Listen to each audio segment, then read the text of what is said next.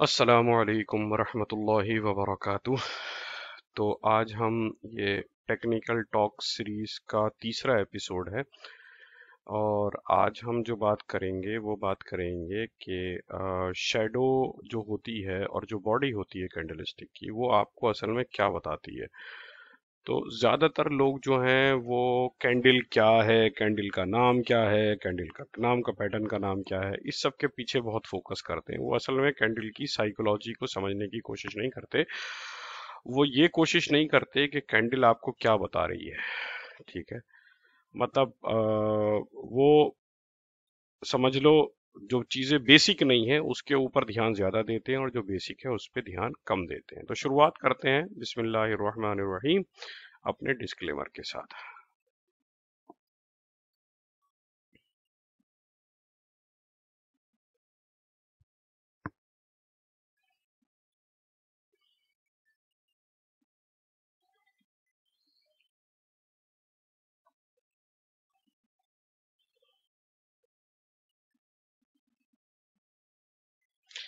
Okay, तो हमारा disclaimer same है कि मैं कोई सेबी रजिस्टर्ड एनालिस्ट नहीं हूँ। इनफैक्ट मैं एनालिस्ट ही नहीं हूँ। मैंने कोई फॉर्मल एजुकेशन फाइनेंस की नहीं ली है। मैं आपके साथ सिर्फ अपना एक्सपीरियंस और नॉलेज शेयर करता हूँ। मेरे किसी भी एग्जाम्पल को बाई सेल रिकमेंडेशन ना समझे।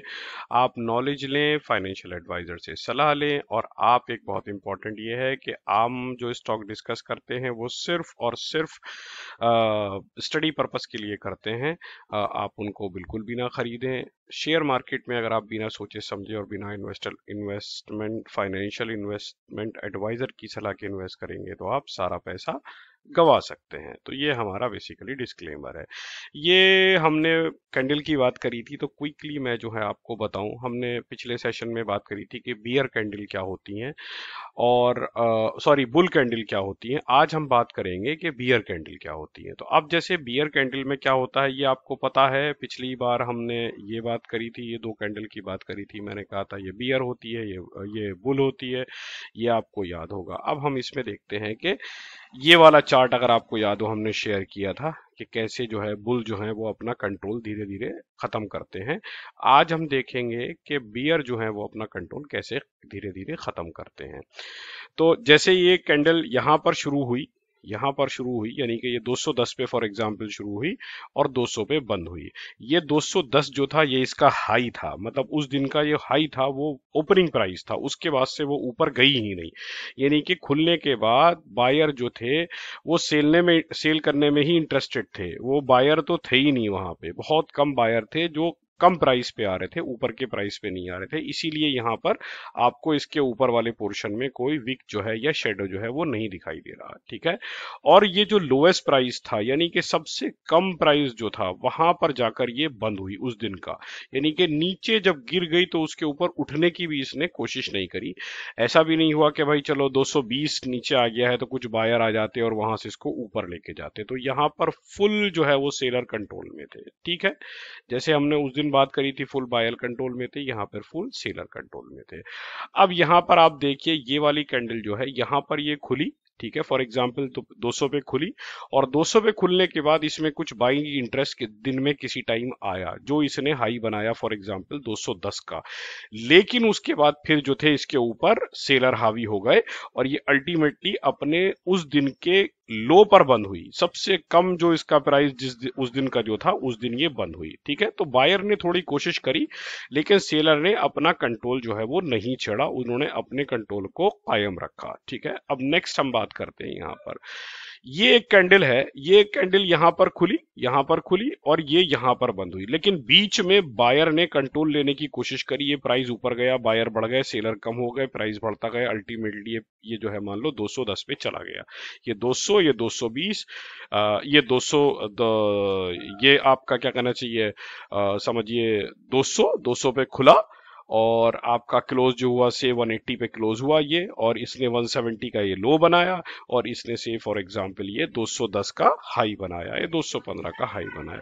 तो यहाँ पर ये जो प्राइस था, ये देखो ये लंबी वीक है तो ये 200 से जितना ज्यादा ये प्राइस बेसिकली इंडिकेट करता है। कैंडल की जो लेंथ है, टोटल लेंथ जो है वो प्राइस का डिफरेंस कैलकुलेट करती है। यहाँ से यहाँ, यहाँ से यहाँ, जो भी आप कैलकुलेट करोगे डिफरेंस कैंडल में किसी दो पॉइंट के ऊपर, वो उसके प्राइस का डिफरेंस है। तो अब यहां से ये यहां तक प्राइस कैसे गया, बायर आए बायर आए बायर आए, तभी ये प्राइस जो था ऊपर गया। लेकिन बायर जब यहां पहुंच गए 210 पे, तो फिर उसके बाद बायर ने आना बंद कर दिया, फिर जो थे वो सेलर थे। तो अब आप ये यहां पर देख रहे हो कि दिन में किसी वक्त बायर ने कंट्रोल लिया और दिन में किसी वक्त सेलर ने कंट्रोल लिया।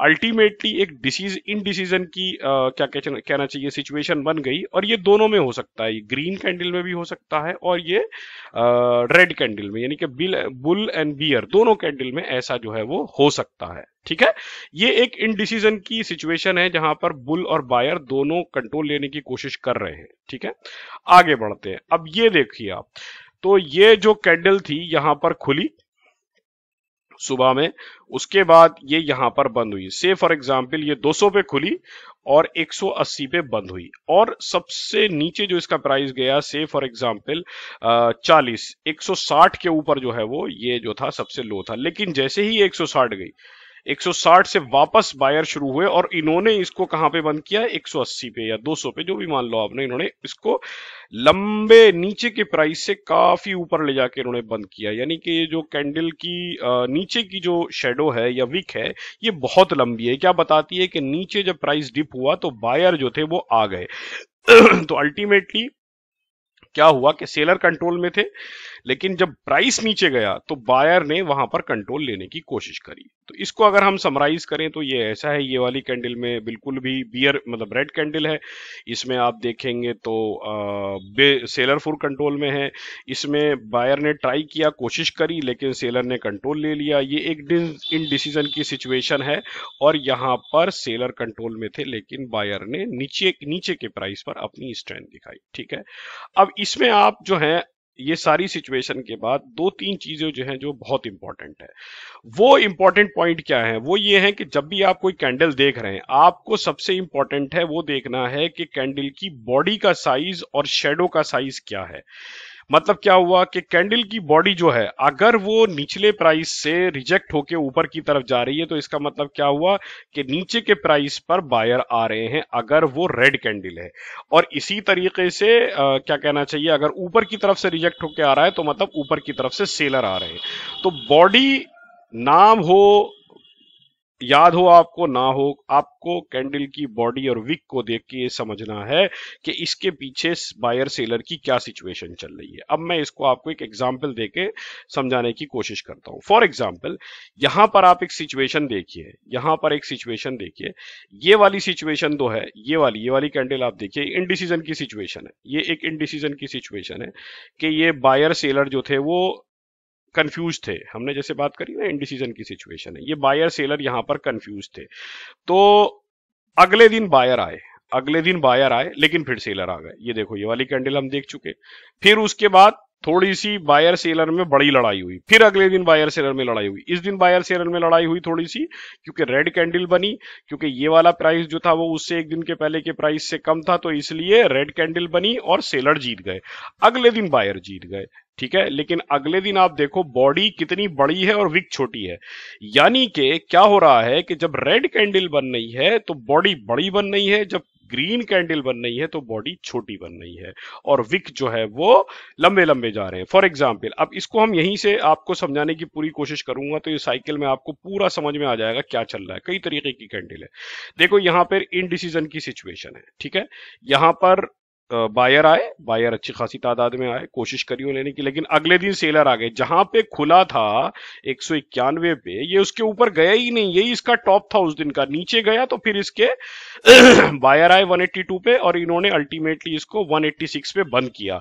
बट क्योंकि ये कल के प्राइस से क्या था, कल के प्राइस से नीचे था, कल के क्लोजिंग के प्राइस से। कल का क्लोजिंग प्राइस क्या था, 188 का, और ये कितना है, 186। तो ये रेड कैंडल बन गई। अगले दिन भी रेड कैंडल बन गई, बॉडी छोटी हुई, और ये देखो प्राइस का डिफरेंस जो है वो बहुत कम हो गया। इस दिन प्राइस का डिफरेंस कितना था, 191 उस दिन का हाई था, और लो कितना था, 182। जबकि इस दिन का आप देखोगे तो बहुत कम था, 189 वर्सेस 184, यानी कि टोटल पूरा का पूरा ट्रेड 5 रुपए के अंदर हुआ है पूरे दिन, ऊपर नीचे ऊपर। अगले दिन जो थे वो बायर ने कंट्रोल लेने की कोशिश करी और बायर ने फिर थोड़ा सा कंट्रोल लिया, क्योंकि इन्होंने इसके अल्टीमेटली उसके ऊपर क्लोज करवा दिया। लेकिन नेक्स्ट डे आप देखो फिर बड़ा प्राइस डिफरेंस आया, ये छोटी थी, ये बॉडी छोटी थी, विक बड़ी थी। अगले दिन फिर बड़ा डिफरेंस आया प्राइस का और बॉडी बड़ी आई। यहां से जो इनडिसीजन की सिचुएशन शुरू हुई थी वो यहां पर डेमोस्ट्रेट होने लगी। देखो ये हुआ, फिर अगले दिन रेड कैंडल बनी,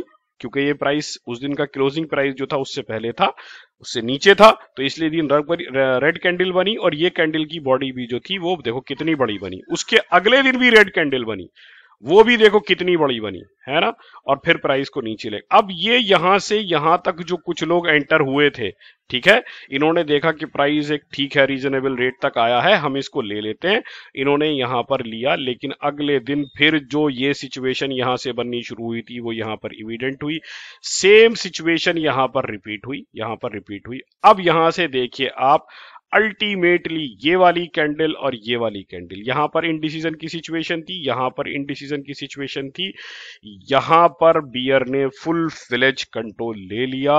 और जब उन्होंने फुल फ्लेज कंट्रोल ले लिया तो वो देखो प्राइस को कहां पर लेकर पहुंच गए। यहां से इन्होंने गिराया है इसको 203 से, कहां, 153, 153, 154 इन्होंने इसको गिरा दिया, विच इज ह्यूज। देखो यहां पर कितना था, 183 से कितना लेके गए, 203, है ना, 15-20 रुपए का ऊपर लेके गए। लेकिन क्योंकि बियर बीच बीच में अपनी स्ट्रेंथ शो कर रहे थे तो यहां से ये गिराया है इन्होंने और सीधा कहां लेके गए, 160, 154 के आसपास। और उसके बाद फिर जब बॉटम आउट हो गया तो यहां से फिर देखो बायर आए, बायर ने फुल अपनी स्ट्रेंथ दिखाई कि ये प्राइस हमारा जो है जस्टिफाइबल है। आपको सेव का एग्जांपल याद करना होगा जो मैंने पहले सेशन में बताया था कि सबसे सस्ता रेट किस दिन होता है और उस दिन भी किस टाइम पे होता है। ये इनडिसीजन की सिचुएशन अगले दिन थी, यहां पर बायर कंट्रोल में थे, उन्होंने सोचा कि भाई सबसे सस्ता प्राइस है, हम ले लेते हैं। अब इससे सस्ता क्या होगा, क्योंकि ट्रक आ गए हैं सेब के श्रीनगर से। इसके लिए मैं क्या कह रहा हूं आपको समझना पड़ेगा, हमारा सेशन 1 के सेब की सप्लाई सबसे ज्यादा किस दिन होती है। और फिर अगले दिन यहां पर इनडिसीजन की सिचुएशन थी, बायर सोच रहे थे लें कि ना लें, ले कि ना ले, बट हाँ थोड़ा प्राइस ऊपर था। फिर अगले दिन सेलिंग आ गई, क्योंकि अभी तक बायर जो हैं वो फुल कंट्रोल में नहीं आए, ये ऊपर नीचे हुआ।